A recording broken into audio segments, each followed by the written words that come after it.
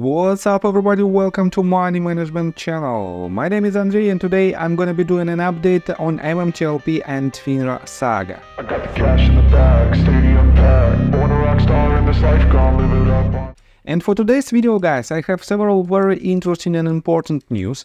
First of all, I will show you that potentially within next several weeks we will see how G.Gensler will be testified by the Congressional Committee.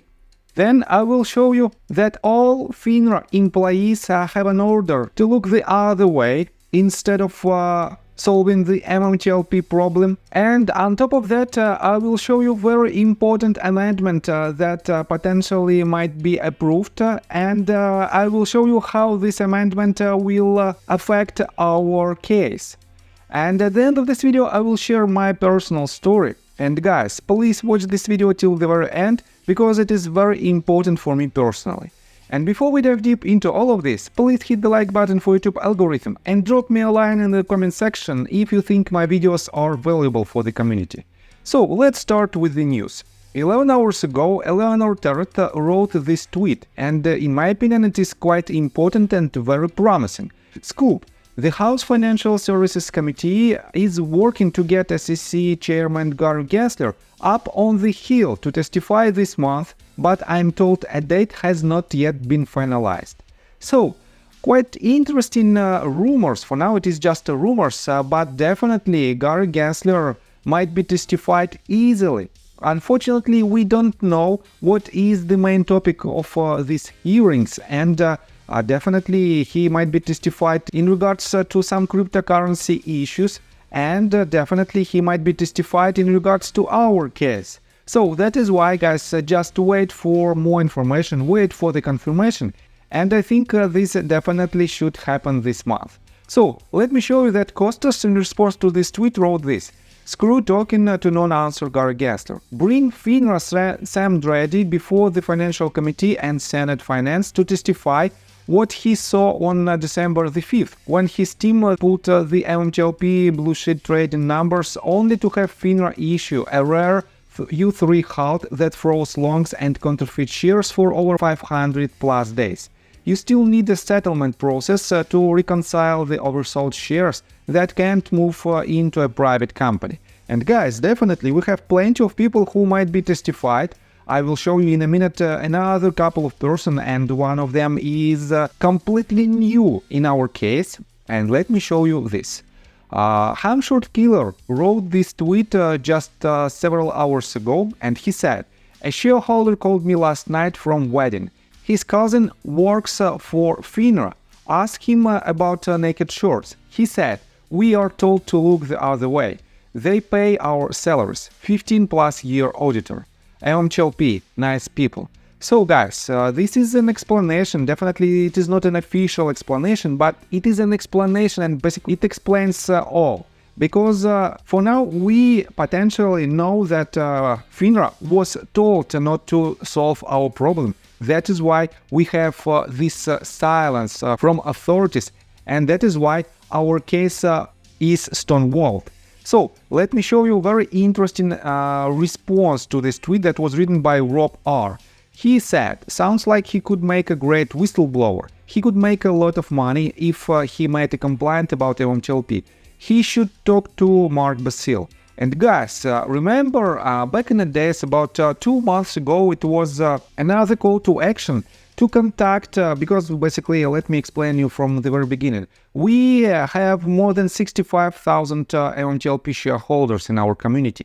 And definitely, in general, some of our community members might have some relatives or friends of friends who are working for FINRA or SEC. And definitely, if they know some information, they can be a whistleblower. And you know, the remuneration for this information might be up to several $1 million, depending on the severity of the case. And definitely, we have to use any possible way how we can expose authorities and wrongdoers. And this is another potential path how we can do it. That is why, guys, if you have any connections with someone who works for FINRA or SEC, please ask him or her to be a whistleblower if they know any sensitive information. So let me show you another update from Mark Basile. He wrote this poll, who do you think is to blame for the recent MMAT and MMTLP failures? And he made this poll basically with several answers: 2021 Board of Directors, 2022 Board of Directors, 2023 Board of Directors, and minion brainwashing. Guys, I don't want to answer to this poll, but let me show you some responses right here. Iron Ape MMTLP wrote this: what is the point of posting this? And Mark responded: to help understand whom the community is blaming for this. Nothing more. May help with future litigation or other pathways toward resolution. And guys, I have some doubts about this poll and how it might be useful for our resolution. But let me show you another response from Iron Ape. He wrote: there are two groups responsible for this. Group 1, original MMAT leadership, who intentionally or unintentionally, through poor vetting, naivety, incompetence, approved the onboarding of ultimately toxic board of directors members. Group 2, toxic board of directors MGMT members themselves. Note: I'm not a minion, I'm an independent-minded OG TRCH shareholder. Using the word minion as a condescending label to devalue half of the MMTLP and MMAT community is immature and divisive. Unless you've been held hostage for the past 2 to 10 years, you can never understand the mind of shareholders that have been abused and tormented. Mark, please take the high road as a legal professional and please stop using this label. The community doesn't deserve it. I'm saying this very respectfully. Thanks. And guys, this is very important update because, in my opinion, Mark Basile is crossing the line when he called a lot of MMTLP community members minions.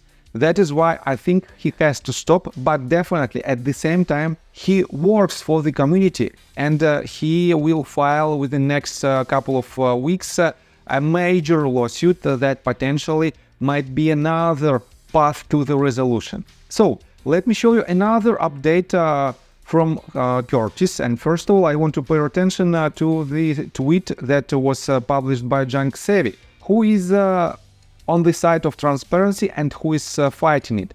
And she refers to the tweet that was published by Curtis 11 hours ago. He wrote: disapproving Rule 13F-2 and the amendment to CIT, tracking bona fide market maker exemption usage, will benefit no one other than market makers exploiting and abusing limitless privilege. House Financial Service Committee plans to do just that on Tuesday, May the 7th. Here is the agenda, and he added the link to the agenda, SEC rule overview, and the link to this rule. 74 Congress representatives asked for transparency with MMTLP, including CAT data, in their open letter to the SEC and FINRA. David News asked for the CAT data on DJT. Why would Congress stand in the way of transparency?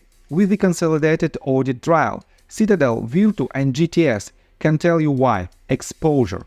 And guys, he added this 2.5 minutes long video with this rule. On top of that, if you want to know more about CAT and what does it mean, please watch the video that was just recently made by RareDD, and he posted this tweet. Let me show you. He posted it just yesterday, and he said: new video. Why would market participants like Citadel want to stand in the way of transparency? Do they have something to hide? And the answer is crystal clear for me. They have a lot of information to hide. Just like in the case of MMTLP, it seems that FINRA's member firms prefer the protection they receive from FINRA, and they don't look forward to any changes from the SEC, especially those mandated by Congress as a result of Dodd-Frank. One has to believe that the full implementation of the CAT NMS plan without exemptions is necessary to prevent future incidents like the MMTLP fiasco and the related stock market manipulation. See the tweet below for more about the CAT. And guys, RareDD is one of the community members who consistently making the extremely important due diligence, and he is representing it with the form of short and long videos. That is why I highly suggest you to follow his Twitter account, Rare Deals Here. and you will be able to have the most up-to-date information in regards to this due diligence. So let me show you another quite interesting update, and this tweet was published by this person with a very tricky name, but let me quote you this. Wait a second, didn't FINRA say that they don't know about trades taking place overseas? Correct me if I'm wrong on that, but I think they made that claim. So how does this work? MMTLP Army, we are not going anywhere. And here's the couple of screenshots. You can see that NYSE Euronext, and here's the official document of this exchange. Let me quote you this. NYSE Euronext was a transatlantic multinational financial service corporation that operated multiple securities exchanges, including the New York Stock Exchange, Euronext, and NYSE Arca.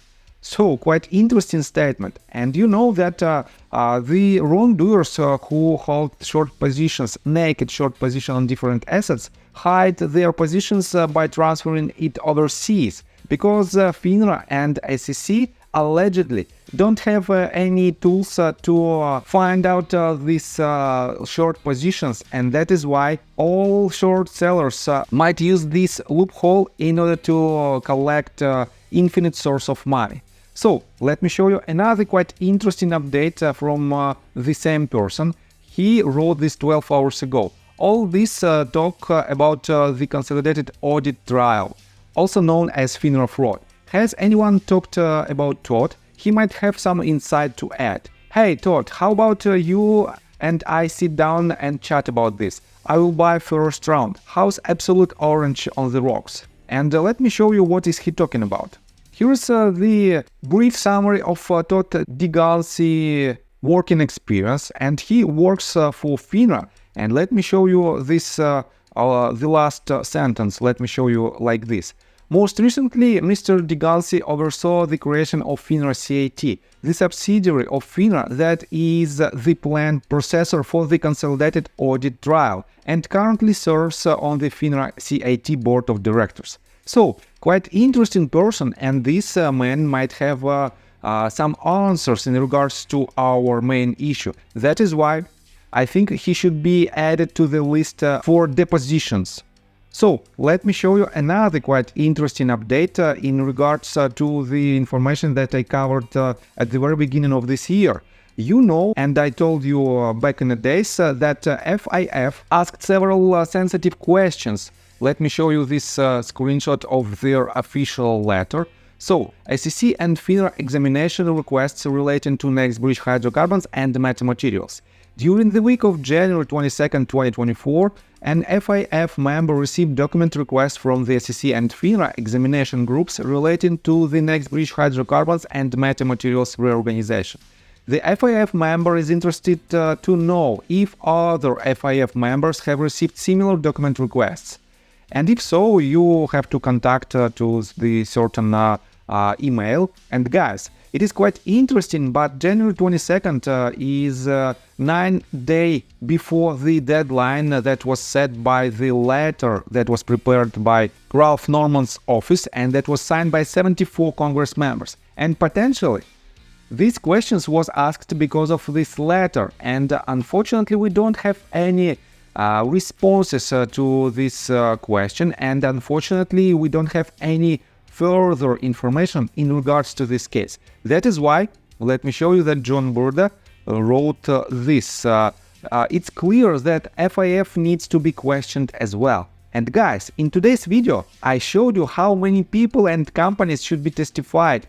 And I have to say that Congress has a huge work to do, because in general, they have to find out who is the wrongdoers in our case, and definitely by finding these wrongdoers, they will solve the major problem of naked shorting activity on the US stock market that will benefit the entire US economy. And while the world Congress members don't want to protect their own country, to protect themselves as the citizens of this country, and to make the United States of America even greater. I don't know why, but it is what it is. And that is why, guys, our case is still on the table and we have to push it forward as hard as we can. And guys, let me tell you my personal story. I have a wife and 2 children aged 11 and 15, as well as a small dog. After 30 years of living in Russia near the Baikal Lake, we decided to move. Now we reside in Serbia. Although I don't own any MMTLP shares, I invest a lot of time creating daily MMTLP videos. I have been doing this every day without days off and holidays for more than 1.5 years. Now I wish to buy back this time from my family, from my children. We've agreed that I will ask the MMTLP community to support me, and I will give all the money to the children. Therefore, if you believe that I am providing useful content for you and wish to support me, you can join my Patreon account. For $5 a month, I will add your name to my list of supporters if you wish. Thank you in advance. The link you can find in the description below. So, I think that's all information that I want to provide you. If you like my video, please hit the like button and subscribe to my channel. And see you guys and girls next time. Bye! I got the cash in the bag, stadium